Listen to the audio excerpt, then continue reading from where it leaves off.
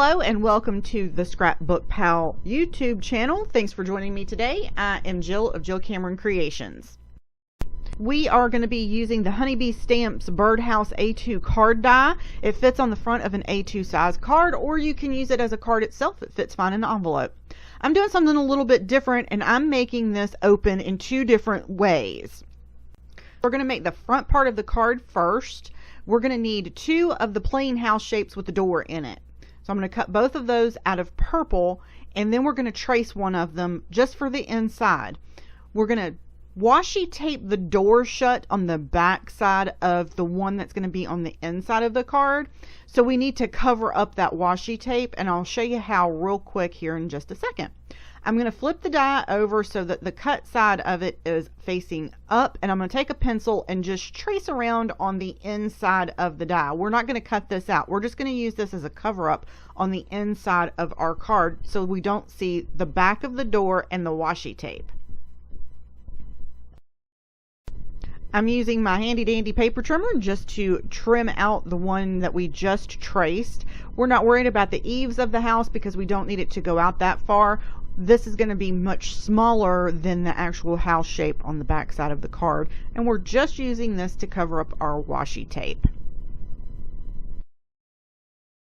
On one of the two house fronts, birdhouse fronts that we die cut earlier, we're going to go ahead and washi tape shut one of the doors. This is going to be the inside of the front part of our card. So when we open the little door on the very front of our card, we're going to see the finished side of this. And it's going to have a little bird's nest in it and two little eggs.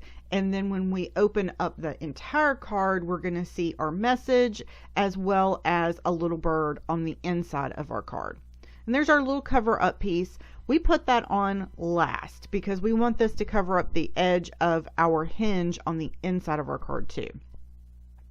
I'm going to go ahead and fold back that door, but I'm also going to go ahead and add a little bit of inking to all of our pieces before we put everything together. I die cut another house front out of some white cardstock and trimmed out the door, and that way I can use it as a mask to go ahead and ink the door because the door has wood grain on it and I wanted it to stand out a little bit more.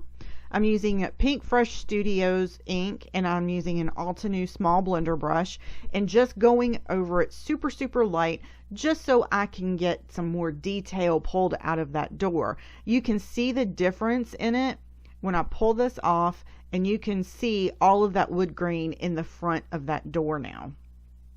This die set includes trim pieces for the door, for the eaves of the house, even for the eaves of the house. It has like little wood grain bars that you can put on the eave pieces. And also there is a heart and a circle that are impressed on the house fronts of the birdhouse itself. I know I say house way too much. But there's a circle and a heart, and you can die cut those out because those dies are included as well. There's two little feathers, a string that has the knot separate die cut too, and also the eggs that go in the basket and the little nest to go inside. It's so cute. It is so stinking cute. It's an adorable little die set. And all of these little different pieces have embossing in them, and I wanted that embossing to stand out a little bit more. There's so much going on the card itself because it's so interactive. I kept the majority of the card really simple so that the receiver of this card would be able to focus on how cute it was that it has the little door on the front and it opens up from the side as well.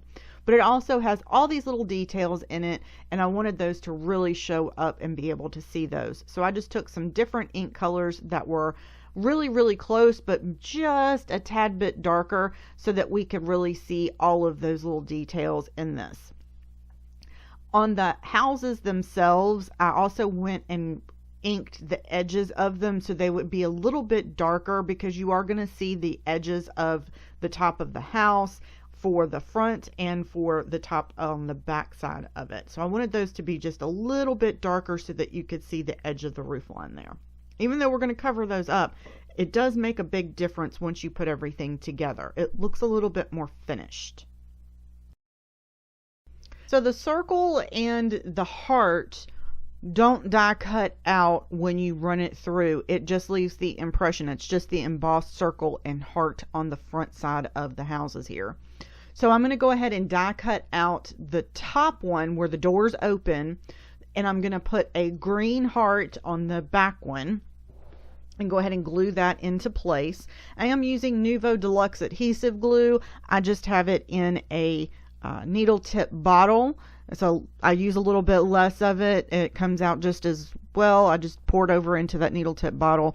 I like it a whole lot better. It gives me more control over where my glue goes, and I'm able to do like little thin skinny die cuts. And when I get down to the bottom of a bottle, I can turn that bottle up and let it drip down into that needle tip bottle and use multiple ends of bottles very easily. That's my glue story, and I'm sticking to it. Ha ha ha. Sorry, I had to do that. So I also went ahead and put in the nest and the eggs, and I just glued those into place, and this is on the inside of the card. And now I'm going to put little thin strips of foam tape. You can cut your foam tape down. You can use, I do recommend that you do little foam tape strips. So if you don't have little skinny foam tape, you go ahead and cut some down. And the reason that I say that is so that it doesn't interfere with the door opening or anything like that on the front house here. And I just wanted to make sure that I had support around the door frame so that it didn't fall in when you were opening and closing it, and it had some firm hold around the edge of the door and then also around the eaves of the house. And don't forget, when you're using dry adhesives such as foam tape or like score tape, as long as you don't press down really firm on anything and you need to move something around, you should be able to lift those pieces apart and be able to readjust those things. All right, so now we're going to go ahead and finish doing our trim on the front side of our house first. And see, our little green heart shows through, and it has a little bit of a line around it because it's recessed down in the inside of the house. I love that. So we're going to put that in here, and I'm just using Nuvo liquid adhesive, Deluxe liquid adhesive. And then we have our 2 pieces of wood trim to put on the front. And remember, I used a little bit of blue to make those trim pieces, the embossing on them, stand out a little bit. And they are beveled on the ends so that you know which one goes where. And when I did the dry fit run, which was the white house that I showed at the very beginning, when I get dies that work together like this and have bunches of pieces, I have a stack of inexpensive white cardstock, and I'm talking like the $2 stack of cardstock. And I'll go ahead and cut everything out, and I figure out how everything goes together and how I want to make the card, and that's where I start. When I get one of these dies that are interactive or have lots of parts to them or anything, I just die cut everything out so I know how all the pieces go together first. For the trim piece around the door, make sure that you do not glue over the hinge that's right there on the left side of the door frame. Make sure that you're not pushing that trim piece over too far. It doesn't need to hide the hinge because you still need to be able to open and close that front door there. And we have these beautiful little trim pieces and the doorknob and everything, and I'm just making sure that everything closes up nice and neat. And we'll go ahead and trim out the back piece. I didn't do too much with the back side of the birdhouse because we have so much going on with the open door and then the open front on the house. I am also going to be using a stamp set and die set from Honeybee Stamps. Love is in the Air stamps and dies, and also the Thanks stamp set. The sentiment is going to be from the Thanks stamp set. Love is in the Air is some little adorable little birdies. It also has a birdhouse and some florals and tree-like images, bush-like images to go with it. So you could definitely incorporate that with this particular little birdhouse. We need a hinge for our card front, the purple part to open up from the yellow part. I'm using the matching yellow cardstock.